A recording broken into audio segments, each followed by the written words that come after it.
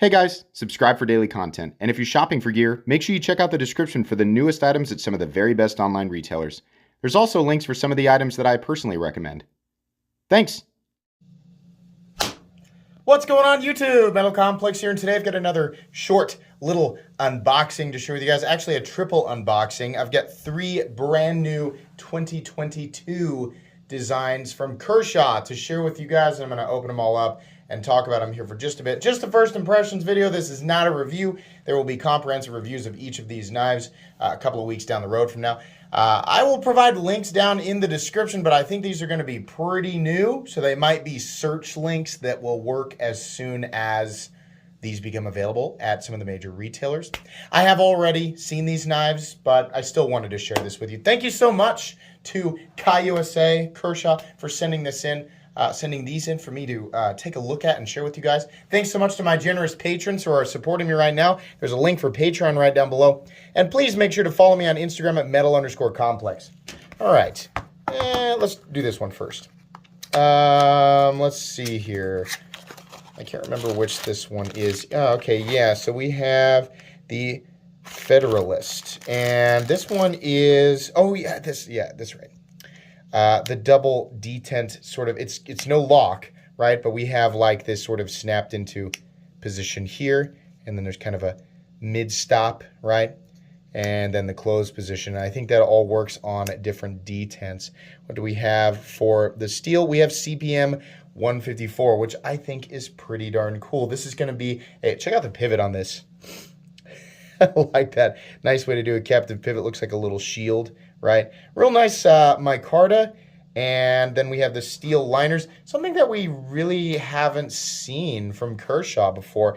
Nice light-duty EDC knife or backup knife, right? Or if you want it to be your primary EDC knife, that'd be fine. I do wish this had a pocket clip. I do. And it's got a little lanyard hole back there, so you could get one of those little key ring things and then get the little deep carry keyring pocket clips if you want, but I still wish that it had a pocket clip. Really cool that it's made in the US though. I like that one. Moving on here, what we've got is the Inception. So let's go ahead and get into that one there. All right. There we go. Yeah, this one is, so I'm filming this like a few days after I had initially got into this, which is why there's still a little bit of an air of surprise in my voice. This is one of the Chinese Kershaws, but we have D2 steel, G10, deep carry clip, steel liners, and it is a manual knife running on bearings, liner lock. That's pretty cool. I also don't think that this is generally something we see from Kershaw. Usually in this category, we are seeing a steel frame lock. And in the past, it was a lot of HCR 13 MOV, which should be just done away with. But this is D2. Look at the finish on the blade. That's real nice. So this will be likely an incredibly inexpensive. I have no idea what the price is going to be on this. Nice little pivot collar, too.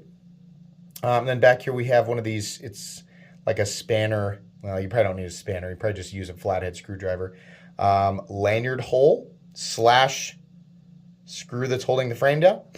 But yeah, probably a very inexpensive knife from Kershaw. And then last but not least, I intentionally saved this one. I remembered it was the heaviest. This is definitely the one that I think is the coolest, and that's the Kershaw Launch 14, which is pretty cool. Pretty out there, right? Some people are going to like it, some people are not, but I think it's pretty cool. Power is absolutely there. It's probably because there's so much weight out here at the end of this blade. But this very aggressive and futuristic looking cleaver, right? It's like an automatic knife that Master Chief would carry. Very cool. We have CPM 154 made in the USA, a combination of aluminum and carbon fiber. This is Kershaw's usual busyness with the handle skills, but I think it actually looks good this time. I'm not always a fan of the kind of, you know, the spaceship knife look, but this is, we're kind of balancing on, you know, a good level of cool factor. I also love the fact that it has a gigantic, roomy forward choil. Look at this area here. How it almost looks like the steel is twisting around itself. That's kind of neat. Nice jimping right here. Little divot there. I'm not sure what that's for, but okay. I guess it kind of stops your thumb a little bit. Kind of looks, it's like a seam construction with the aluminum. It's neat how they do this. So we have this whole piece of aluminum, and we have this piece, right, which is separate, and then we have a separate piece of carbon fiber that's just snapped down on top of it.